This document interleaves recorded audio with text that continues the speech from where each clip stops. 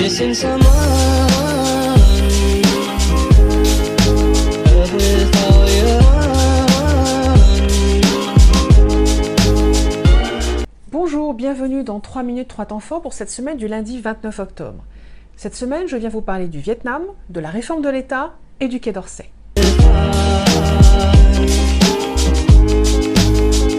Le Vietnam, tout d'abord, où j'accompagne le Premier ministre dans un voyage officiel qui a pour objectif de resserrer les liens entre la France et le Vietnam.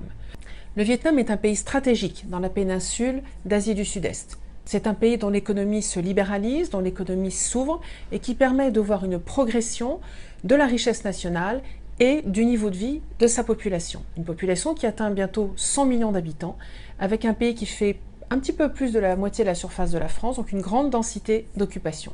De grands besoins en énergie, en transport, en infrastructure, des besoins et des savoir-faire que nous avons, nous, Français, et que nous pouvons leur apporter. Une délégation importante de chefs d'entreprise, une délégation également autour de la santé, puisqu'il y a un pôle santé extrêmement intéressant qui sera inauguré au cours de ce séjour. Une dimension mémorielle également, car le Premier ministre se rendra sur le site qui, en 1954, a vu la chute de l'armée française à Dien Bien Phu et le début de l'indépendance du Vietnam.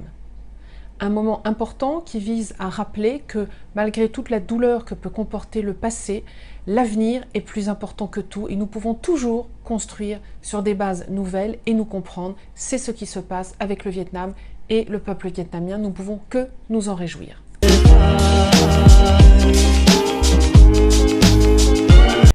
Deuxième point, la réforme de l'État. Le Premier ministre a annoncé un certain nombre de mesures cette semaine.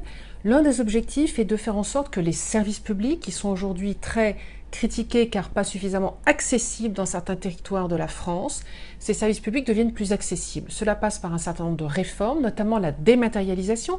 Et à ce titre, concernant nous qui sommes à l'étranger, sachez que je suis extrêmement vigilante, je suis de très près le dossier de la dématérialisation des certificats d'existence pour ceux d'entre vous qui êtes retraités à l'étranger.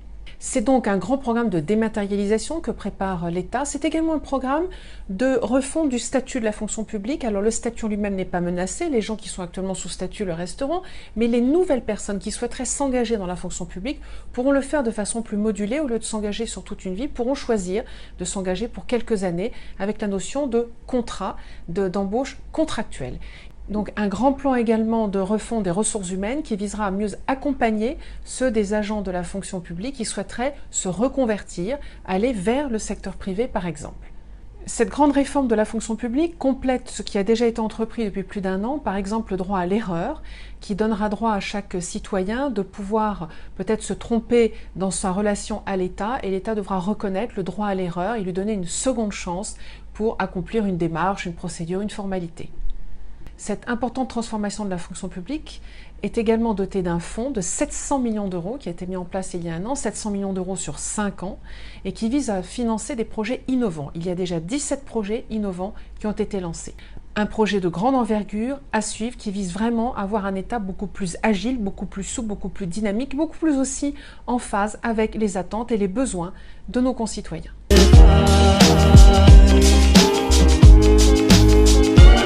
Enfin, dernier sujet, le Quai d'Orsay. Le Quai d'Orsay, c'est donc le ministère des Affaires étrangères.